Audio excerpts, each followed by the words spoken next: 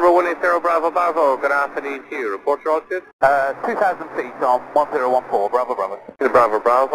Hello YouTube, Wycliffe Barrett here, Xplane dedicated. Happy New Year to you all. Today we're looking at John Wayne International Airport. This is KSNA. It's not very far from Los Angeles and KLX, and so you can go there or go here.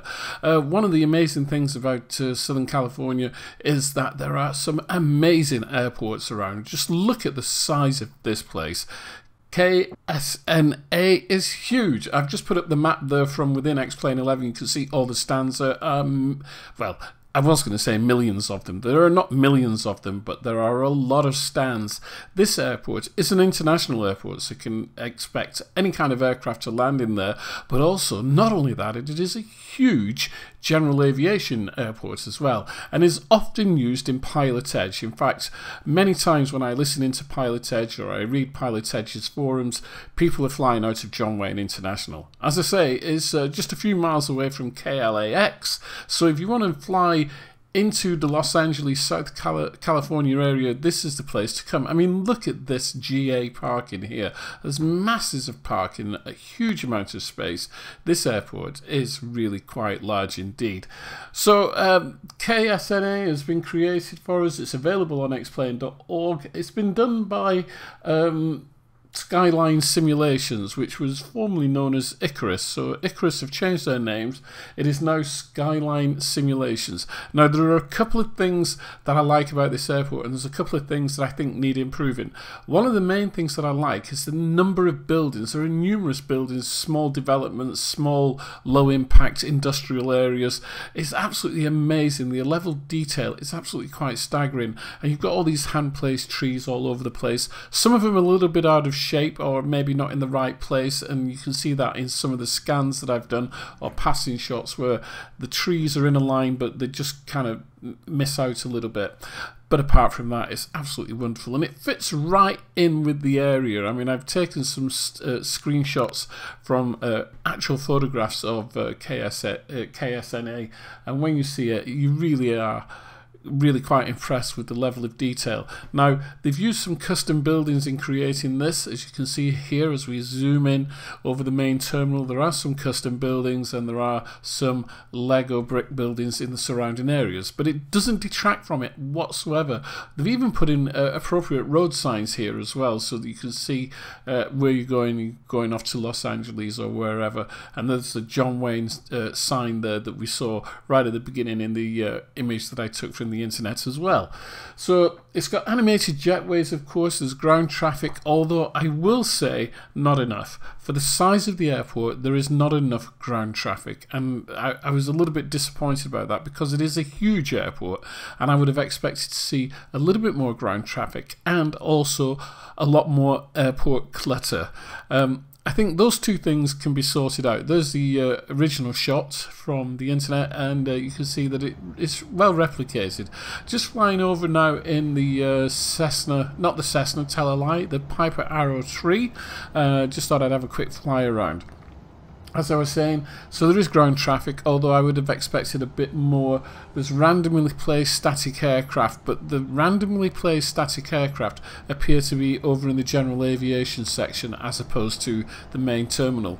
But you can turn aircraft on in Xplane 11, and it looks actually really quite nice. I've done that, and we'll see that in a little while. Here we are coming down one of the main roads towards the main terminal. You've got the GA there on the left, and as I say, on the right hand side, these low density industrial commercial buildings, absolutely wonderful.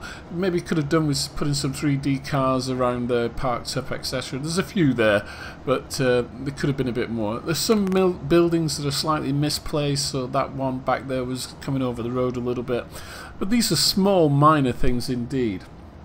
So ultra high definition textures, without a doubt. There's some really fabulous textures. Detailed 3D modelling, yes. PBR materials have been used throughout the airport, and it really looks good. Got some cars there on the multi-storey car park, but one thing slightly disappointed about is that when you look on some of the roofs of the buildings, there's no 3D artifacts such as air conditioning units or pipes or anything like that, and I suspect there would be, although I know that that main terminal has been rebuilt in recent years, so it looks a little bit different than it should. Ground reflections and decals, obviously, custom soft animated 3D grass blends with the ortho photos, and one of the things that I really like is the markings around the airport, around the taxiways as well, and you know, the green taxiway bends as well, where they put the green markings down there. Really, really smart. Custom HDR lights, of course, although this is another bugbear of mine. When we go to the night time, and you'll see this towards the end of the video, I think the bloom effect on the floodlights is too much. It's just a little bit too much, and so whilst you've got a very large bloom effect, the light spill itself onto the concrete is not equivalent, so to speak. So I think maybe that needs adjusting also, maybe in an update, which is unfortunate because, you know, we've got such good lighting abilities within Xplane and Xplane 11 that maybe they should have sorted that out. So here we go, we're just going to dusk slightly as I continue this flight in the Piper Arrow 3, and as we come around the bend in a moment, we'll see the light bloom that I'm on about, and the fact that it's just a little bit too much in my end. So you really do need a kind of high-end machine for this, because if you haven't got a high-end machine, there's a replacement DSF file that removes the 3D cars, and so that helps in terms of FPS. So right, here we go. Coming back towards these floodlights, and you can see they're very, very bright. There's a real large bloom on them, but hardly any light spill onto the ground.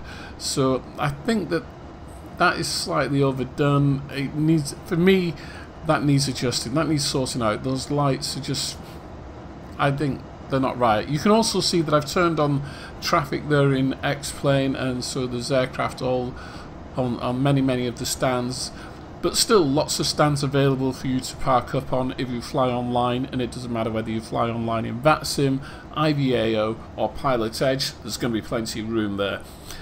Nice to see the cars on the multi-storey car park there, and really quite nice. It blends into the area really, really well. Now I haven't added any extra OSM data, so this is kind of raw OSM data here.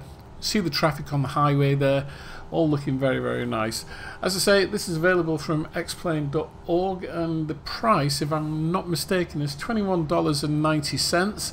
$21.90 for a high detailed airport such as this from Skyline Simulations. This is very, very good, and it bodes well for the future. Now, I don't fly enough in the USA, and I think really we should all, you know, spend a little bit more time flying out there. It's great for the American pilots who fly on VATSIM or fly at home with ATC chatter or whatever, but for us over in the UK, I don't think we spend enough time flying around the USA, and maybe we should, because there's some really beautiful airports out there. Well, this is the end of the small review. As I say, you can get this on xplane.org. There we are, KSNA, John Wayne International, $21.90. Don't forget, of course, that when you're installing scenery, you do need to make sure that you follow this kind of graphic here. This will help you out immensely, I'm pretty sure. So airports at the top, overlay sceneries, World to Xplane, OSM 2XP, tree lines and farms, and then your mesh and photo sceneries at the bottom of your scenery ini file. I like to put this graphic in every now and again, helps people out. My name is Wycliffe Barrett, Xplane dedicated, and we'll see you soon. Cheerio.